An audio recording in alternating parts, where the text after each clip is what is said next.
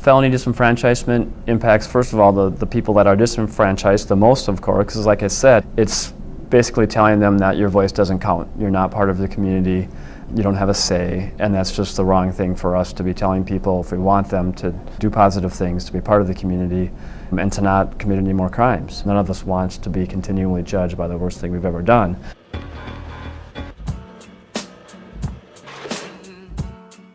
When these laws were originally created was in ancient Europe, in sort of classical times, and we call it now civil death. When somebody was convicted of a capital crime and they were going to be executed, they lost all rights. They couldn't even pass their property on to their descendants. In Minnesota, you lose your right to vote once you're convicted of a felony until the end of your sentence. So that includes prison, that includes jail, but it also includes time on probation, time on parole. Means that you can't vote. Federally, it's very different state to state. We go to our neighbors on the left. North Dakota lets everyone vote unless you're in prison. But you go, Chicago has different laws. So there's this huge mismatch. We have the 4th highest percentage of people on probation in the United States. Over 1 in 26 people in Minnesota are in prison, probation, or parole. But also we have the longest probation sentences. So like 20, 30 years. Most states have a 5-year limit on probation, but we have 30-year probation sentences.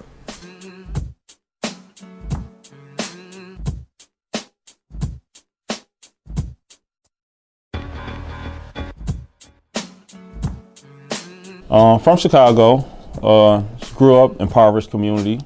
Couldn't figure things out at an early age. I was smart in school, gifted and talented, but had fights every year, starting in kindergarten. Made some poor decisions. When I was a freshman, started selling drugs, joined the gang, graduated on time. I was homeless my senior year, but I just went to the streets after that, so I ended up getting caught with a firearm, just turned 19. Got shot up really bad when I was 20, went to prison at 21, finished that sentence when I was 24. I started getting involved in drugs and drinking in high school. Then when I was 26 years old, I was arrested for a felony drug possession. In 2007, I was arrested again. I was eventually sentenced to prison and supervised release, and I spent 25 months in prison. The rest of the 75 months I spent on supervised release. I got out of prison, I was way more focused. Not to say that prison helps. I knew what I didn't want to go back to, the crummy meals, solitary confinement. I'm not gonna sell drugs no more, I'm gonna get a job. I stayed to my goals. Got some education, just really started showing what I was worth. And like I said, it's a blessing. Wrote my book, so I'm an author. Wrote from prison to PhD. I live a pretty good life. When I was incarcerated, I became very interested in getting back into college. And in the prison system, I decided to get back involved and start taking classes again. I graduated from the University of Minnesota with a bachelor's degree in sociology. I've been sober ever since, almost 10 years now. Clearly, I'm in a PhD program. That's a long process. I'm more interested in achieving these long-term goals now. I was disenfranchised from that year, 2006, up to 2016. The Constitution says no taxation without representation. So if you're actually taking taxes from me and I can't vote, you're doing a disservice. And you say I'm good enough to be in the community. If you feel like I'm safe enough to be out here, I should be safe enough to consciously or critically think about who I want to cast a ballot for. It's just the Constitution not being upheld. Not just the act of voting, but the ability to vote is a signal of inclusion. Prison itself, criminal justice involvement in many ways is about exclusion. Whether we put them in prison or jail or, confine them to home. As a community, we really need to try to encourage people to want to be connected to the community and become included, feel like they're part of the community. Because if you feel like you're part of the community, you're much less likely to go out and, say, damage that community.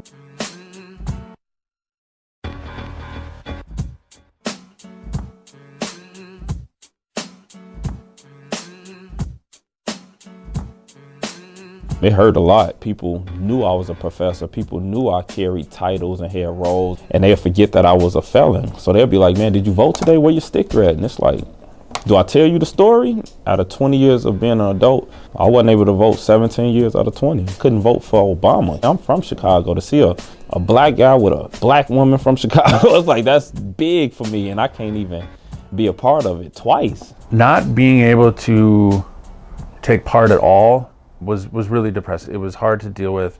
But it did make me kind of feel like, why even why even try? Like, I'm not valued necessarily as a community member, so why even, who cares? Can you imagine you are paying taxes, you're raising your kids, and you can't vote on your school board or your city council?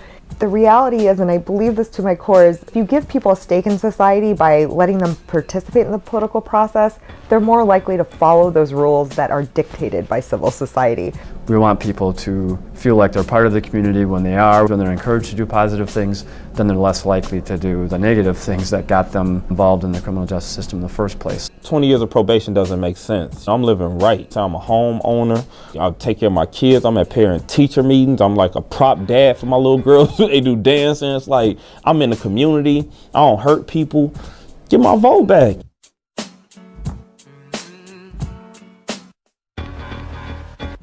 We will ensure that every Virginian with the freedom to live in our communities also has the right and the responsibility to participate in our democratic process. Your governor has illegally given voting rights to 60,000 felons. He's letting criminals cancel out the votes of law-abiding citizens. At the end of the day, there has to be a legitimacy in an election.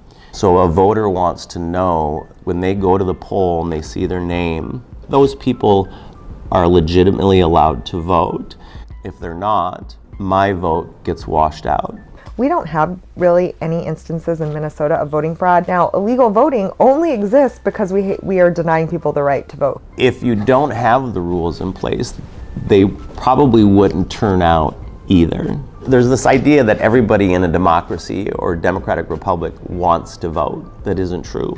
There's 10% of the people on the face of the planet that just don't care. And so this idea that 8% of the population is disenfranchised is ludicrous because 10% of the population doesn't care regardless.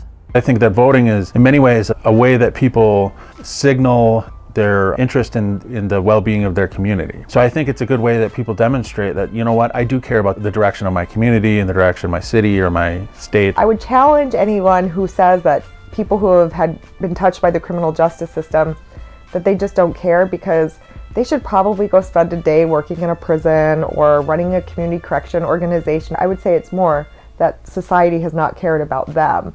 And so they haven't had an avenue for participation, but given that avenue, I suspect that their voting behavior would mirror the rest of society's.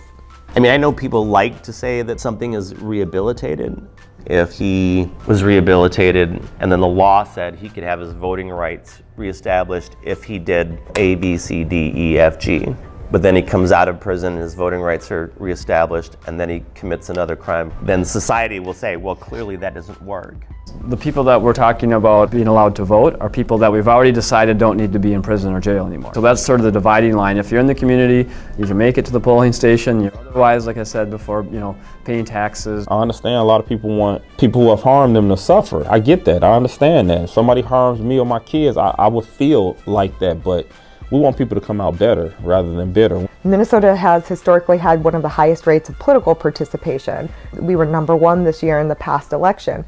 But the problem is, when you look at the communities who are least likely to vote, they tend to be disadvantaged economically and more from racial and ethnic minorities. But those are the same people who are disproportionately not able to vote.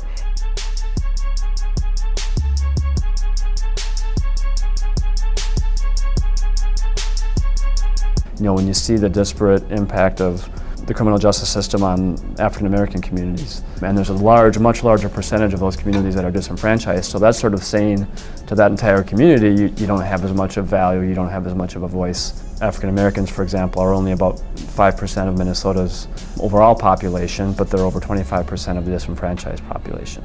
I'm poor, I get a public defender, you throw me away, I go to prison, I get out, I got felonies, can't vote, I'm right back at the bottom. It's all systematic racism working together.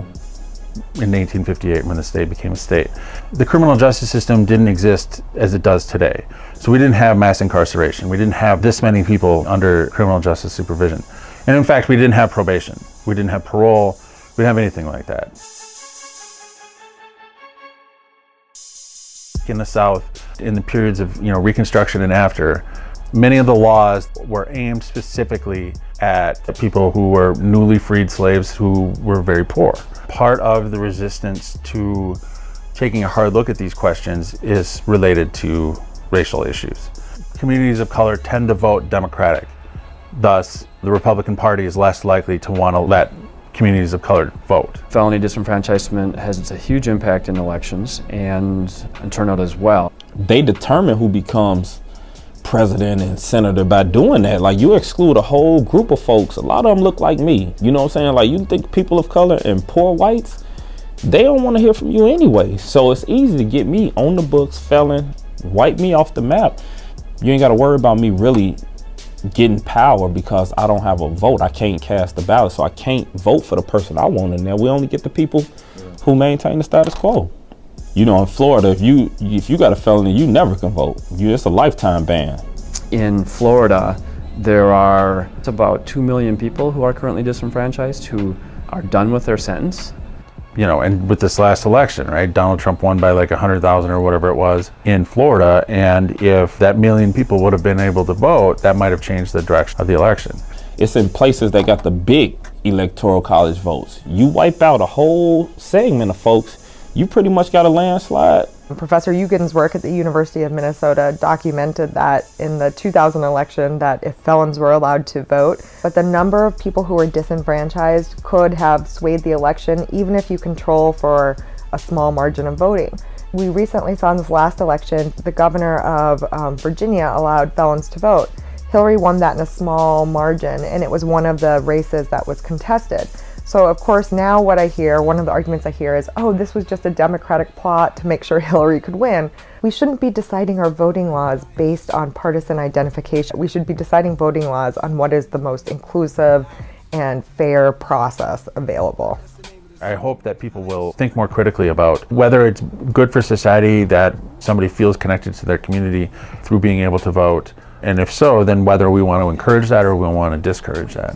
If we restored the vote, we would have more people who feel more invested in their communities, more invested in our government, and that has a ripple effect of making our communities stronger and better. As a society, we want people to feel like they're part of it, have an opportunity to have their voices heard. I mean, we are a democracy, right? They read the headline and then they all started clapping as if LeBron had just scored a basket at the buzzer. I stood there for a second, watched them high-five each other. For real? I thought this was thou shalt not kill, but police still letting off on niggas in the Ville, claiming that he reached for a gun. They really think we dumb and got a death wish. Now somebody's son is laying